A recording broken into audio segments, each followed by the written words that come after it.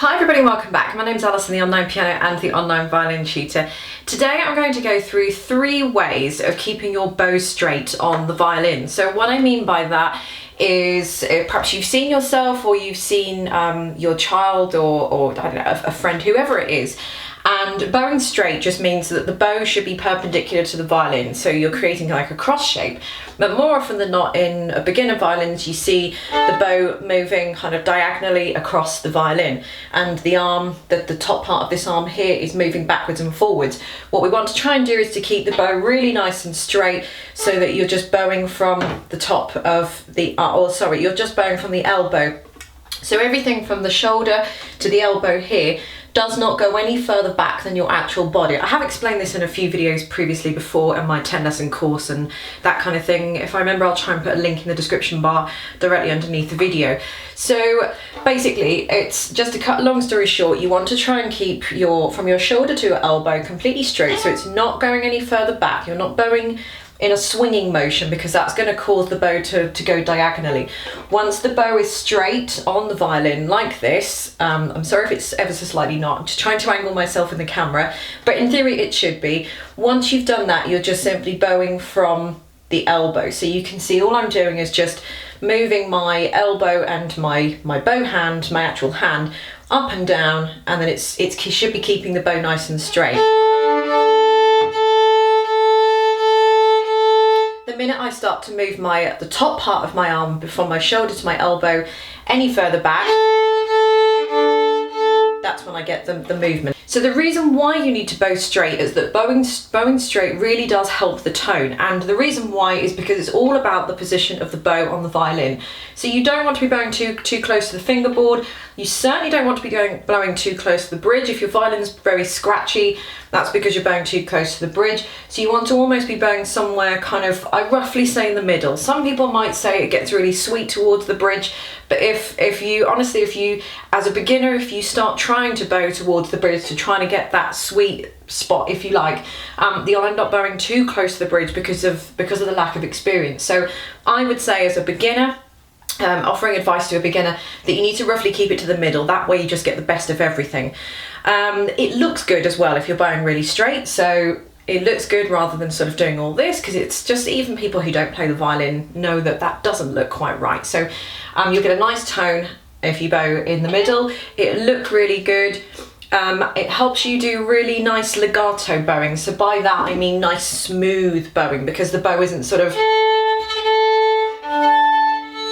the bow isn't kind of giving you all those harmonics, or when it's bowing on the fingerboard it's getting sort of odd scratchy sounds because you're hitting other strings and everything, and then it's close to the bridge. So it'll give you nice smooth bowing as well, so the tone will be consistent and the bow length will be consistent and everything about it will be nice and smooth.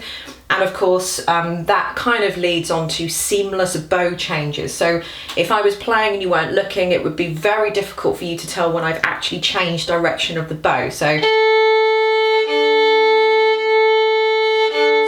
what I mean is when I'm going up and down. You could probably hear that because I'm hitting other strings, but I'm trying to angle myself on the violin so you can all see.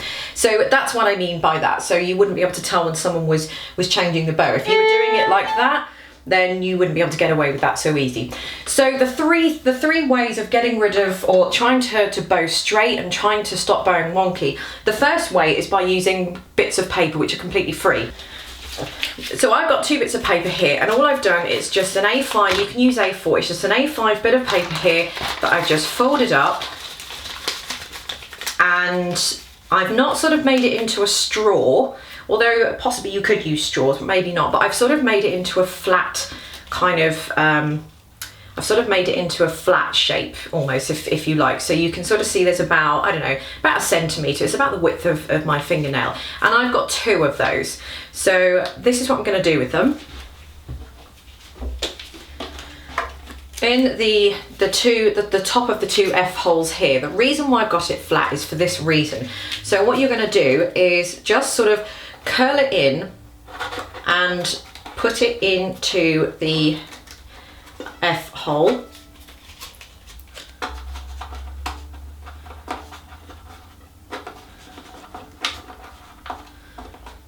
There we go, so something like that.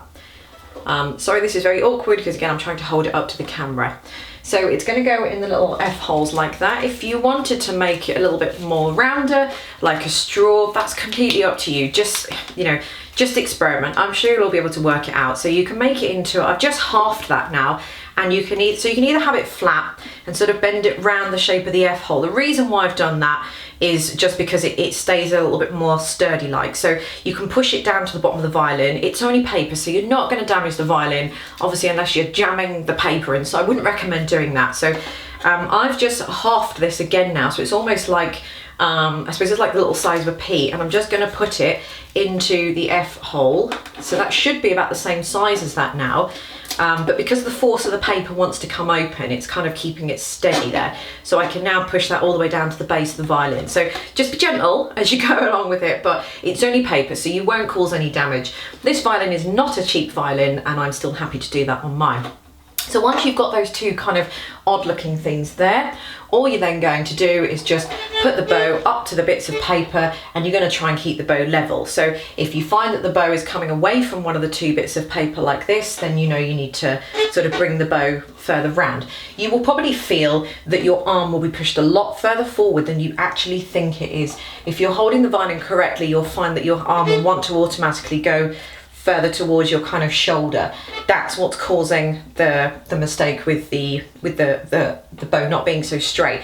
But if you have your arm the same as your back, so it's not further back, it's not any further forward, then you should be able to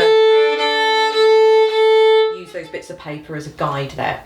So, I mean, they might not be the sturdiest bits of paper in the world, but they're free, aren't they? There are devices that you can get where there's sort of two metal lines and you keep the bow inside those, but they cost money, don't they? And these are completely free, and you can have as many of these as you like, and you can probably experiment with putting straws in there or little pens, you know, whatever you want to put in there. But this is nice and free, and you know, there you go. So the second thing that you can do to help keep your arm straight is to put your right arm against a wall. I've done a video on this. So if you had your shoulder against the wall and your bow arm against the wall like that, so from the top shoulder, so from the shoulder to your elbow, put your arm against a wall there, and then you position your violin accordingly. The wall physically won't let you move your arm further back, so it will cause your bow to be straight. So when you bow up, you can lift your arm away from the wall, that's fine, but when you bow back down again, you'll hit the wall, and then the rest of the bow will be taken with just the elbow moving with the from the wrist to the elbow, sorry. So you physically won't be able to do that kind of soaring motion. The third and final way is just to look in a mirror. I don't have a mirror set up here that I would be able to angle in the camera for you to see without picking up everything else in dozens of reflections of the camera and everything, but just simply stand in front of the I don't know, your bedroom mirror or the bathroom mirror. I used to stand in front of the bathroom mirror and have a look. I used to play things like scales and things. I didn't have to actually look at what I was doing on the fingers, so I could look in the mirror and just sort of play, so I could get the feel of where my arm needed to be. So there we go. Hopefully that video isn't in under 10 minutes, but that's how to bow straight on the violin and 3 ways to fix it in under 10 minutes. So I hope you found this video helpful. I'll put as many links as I can in the description bar underneath, but I don't think there are many because what you're making is free out of those bits of paper. If you've got any suggestions on what else you can use around the house that's free as well, do put them in the suggestion bar underneath, and other people can read it and stuff. So there we go. I hope it's been helpful. Thanks very much for watching, and I shall see you on the next video.